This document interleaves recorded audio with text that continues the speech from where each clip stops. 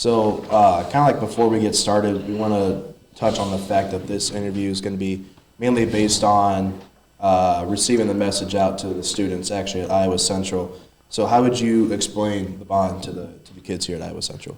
Yeah, for our students at Iowa Central, this bond extension is a really important component to how the future of Iowa Central looks like. So with this bond extension, and there's a few key points of it that we want to make sure to communicate with people. Number one, we continue to say extension, in meaning back in 2008, we went to our voters, and the voters approved a new bond, and we used that money to build the biohealth science building, the Triton Cafe, that's when the pond came into effect, et cetera. So the bond was for 15 years, and we're coming up on the end of that term. So what we're going back to the voters is to ask to extend it. And why that's important distinction is it's not going to be a new cost to our voters, but rather an extension of what they're already paying.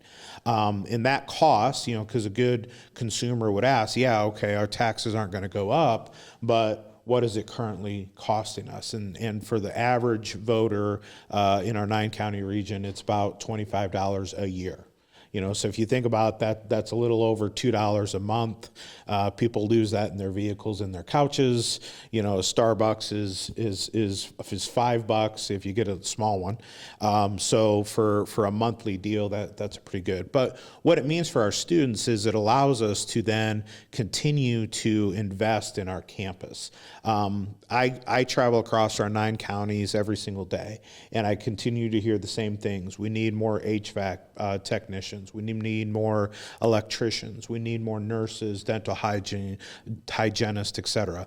The challenge for Iowa Central is we're really capped out on our space for those types of programs. An example in dental hygiene, I think we can only do 15 chairs, I think is the number with the space that we have. So if we want more dental hygienists, then we need more space. So those are important things to know for our students, is that by being able to invest in the future of Iowa Central, then we'll be able to expand the programs and have more students, within those fields. Now, what I will say is, if you're a student and you're not in one of those, you're going to, well, so why is this important to me? Okay. Anytime we have an investment in our campus, then we can have a better campus. Anytime we have a better campus, it's a better experience for all of our students. But big picture, what we know is of the students who graduate from Iowa Central, 77% stay in our region. So if you're staying in our region, you want to be able to go to dentist and get your teeth cleaned. If you are in our region and you have HVAC issues, you want someone to be able to come and fix. So big picture, it makes our region stronger as well. So what would you say the biggest priorities Iowa Central plans to address if the voters say yes? Yeah. So of the $35 million, 18 to 20 million is going to be tagged for our new Center for Ag Science. And why that's a cornerstone of the entire investment is twofold. Number one, it allows us to create a new building to put all of our ag programming in that expands their space and gives them a space to be able to have the future of agricultural education. And then it puts us right down the blacktop of the farm that they manage, the 260 acres, that we manage. By doing that, that allows us then space in the AST building to be able to expand plumbing and expand HVAC. Because guess what programs are right next to the ag department in the AST? HVAC and plumbing. So now we can move some walls, we can move some space around and be able to make that work. This is not a part of the bond, but this spring we're going to be breaking ground on our new Center for Sports Performance. And that's also where our football program is then going to be housed. By taking them out of the basement of AST, we can now utilize that space for academic purposes and then be able to expand dental hygiene and dental assisting into other areas. So Another priority of this is for the Webster City campus. We have the third building there, the Science Building, which is one of our original buildings from, I think it was built in 1970 or 72. That's all original. Part of the bond referendum is going to also be to update that building, putting in ADA accessible bathrooms, updating windows, roof, all of those good things. That also allows us to then lower our heating and cooling costs and be more efficient, so that we can then put that money back into our students and the programming. You bring up like kind of more trade oriented jobs, so like HVAC, anything ag related, diesel mechanics. Has there been a rise in more trade oriented jobs? And we're looking at the workforce in our 9 counties. Yeah, absolutely. In fact, when you look at our numbers, we just presented the fall report to our board here the last semester. Construction classes are up 260%. I think what the word is finally getting out to high school students is, education's important. Education's the gateway to the future and the ability to have a better life. But it doesn't have to be a 4-year degree. In fact, when you look at the certifications and diplomas and degrees that Iowa Central provides, typically majority of those degrees and certifications are going to be in the career and technical education areas or the workforce areas where, we graduate on a Friday and those students are going to start their new jobs on Monday. So we do see they call it Gen Z, right? That group. I get all the generations mixed, but the Gen Z is more interested in the trades. And part of that is because they do care about a return on investment. And when you look at being able to come to Iowa Central, have a high quality education at an affordable cost, you throw on there some, if they're eligible for Pell Grants, if they're eligible for Last Dollar Scholar, they can come out of Iowa Central pretty much debt free, and then start in a job that's going to start at $60, $70 an hour, on up. I was just sharing, some people, don't realize nursing right now. If you're willing to do some of those night and weekends, et cetera, pick up overtime, nurses are knocking on the door of $90,000 a year.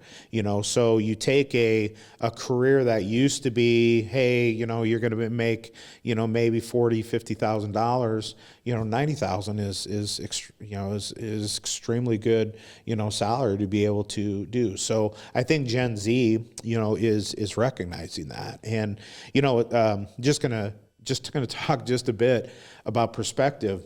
I'm a millennial. Okay, let that sink in a little bit. We used to think the young generation, millennial. I'm one of the first couple of years of the millennial. Now we're into Gen Z, 20 years later, and they're coming in at a really, really good time to be able to get jobs wherever they want with the degrees and certifications that we can do right here at Iowa Central. As students, we're seeing the impacts of this in our day-to-day lives. But what are businesses saying in support of this? We've had overwhelming support. In fact, I was coming out of Mass last night, and it's 8:30 at night, and a gentleman rolls down his window as I'm walking to my vehicle and says, "Hey, just want to say thank you for that ag science building. That's really, really needed." And so there's an overwhelming support from our businesses, and it goes back to what I shared before, where we need more nurses, we need more dental assistants, we need more dental hygienists, we need more HVAC, we need more and more, in our region, and our businesses rely on that because they understand if their business, if they can't do business because their HVAC isn't working or they don't have, et cetera, then that's hurting their bottom line. If their employees don't feel like they have a great quality of life where they can get all of the necessities that they need, then maybe they look at, moving outside of our region. So it's a vital piece to the economic development. I would also say this as far as businesses go. People take for granted Iowa Central and what we do for economic development. Iowa Central impacts 1 out of every 26 jobs in our entire region. So we are a huge economic driver. We send out 1,200 W-2s. The hospital, right next door, I think is around eight to 900. So we are the largest, one of the largest, if not the largest here in Fort Dodge, and we're one of the largest in the entire region. So sometimes people take us for granted, but we continue to talk about what we do for businesses and what we can continue to provide for our region. What went into deciding where the funds are going to be allocated for the bond? That's $1 million question, isn't it? Who gets to decide? And ultimately, that's my responsibility, as the president of the college. But how we got to where we're putting the money is taking a look at our community needs and those programs that I keep going back to. The reality is the only way to increase those programming, those is by expanding the space. We also have a master's facility plan. It may surprise people, but in our entire we have 58 buildings across 9 counties. We have about $80 million of work to do. Okay, so just because we're doing this bond, et cetera, it doesn't stop there because we have a lot of buildings. So part of that master facilities plan is the interior of the AST building is near the top as far as we know that we need to make upgrades and continue. Some of those upgrades people will never see. An example, updating the electrical panels and new wiring, et cetera. I mean, it's not very sexy to talk about, right? You're not going to see where the money's spent because it's hidden behind a wall and an electrical panel. But at the same time, if we want our computers to work, if we want our Wi-Fi to work the right way, if we want to be able to take a test all in the same room that's online, we have to make updates to our infrastructure, both technology and wiring, and electrical. So we have to be able to do all of that to enhance the student experience. But that's how we really prioritize, where the money is coming. The other significant part of the Center for Ag Science, and I've quietly told some people this, that may be the last new building on campus, because if you look at our 120 acre footprint here, we're pretty much capped out, right? I mean, we don't have a lot of space unless we start buying and taking over other businesses and et cetera, and I just don't see that happening. So it's also important because it's going to be the first building when you come into Fort Dodge from the south and the west. That's going to be the first building you see. So we want to make sure that we do it right. We are typically very frugal when we build space, but that building is going to be a very beautiful building as we come in so that it can be visually appealing so that people have a great perception of Fort Dodge when they come in. Yeah, speaking about the students again, for those who can vote, what would you like to add talking to them? Yeah, I think in number one, students should vote in every election, regardless of what's on the ballot, regardless of whether it's a city, county, school election like it is this time, whether it's midterm, whether it's presidentials, special elections. Students need to get involved, because if you don't go and vote, you lose your right to just complain about things, because the only way things change is through voting. Right? Whether it's the politicians who represent us, whether it's our taxes, et cetera, that's why it's really important. I think what students need to know is, number one, they need to be an informed voter. Okay, you don't just go into the ballot box and just start filling in circles. Okay, you need to do your research. And on this, I would say this: we have never once said, "Vote yes." To our students. What we have said is, here's the things and how it's going to impact Iowa Central and how it's going to impact our region. And what I would say to those students is, when we invest in Iowa Central, we're investing into 1 out of every 26 jobs in our region. When they're voting on this bond referendum, they're voting on, do we need more nursing? Do we need more dental hygienists? And do we need more HVAC? And then I would also say, for our students who are voting, for the 77% of them who are going to stay in our region, how is that going to help their quality of life? Is this going to help their quality of life by how if they vote yes, or is it going to hinder their quality of life? And those are all the things that they need to think about when they're in that ballot box. The bond vote goes through, how soon would it be before we start seeing changes on campus? So would students voting now see the changes before they leave campus? They would see the Center for Ag Science. It'd be 2 years. We would see the effects of that in 2 years. Some of these things our current students may not see, but they would see little things along the way. You know, in example, we need to prepare the AST. So they would see the moving the Center for Sports Science, Center for Sports Performance.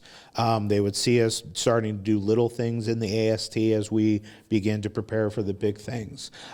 Because number one, it takes time. Like, I'm always amazed for a new building, it's about a 2-year process before you even move dirt.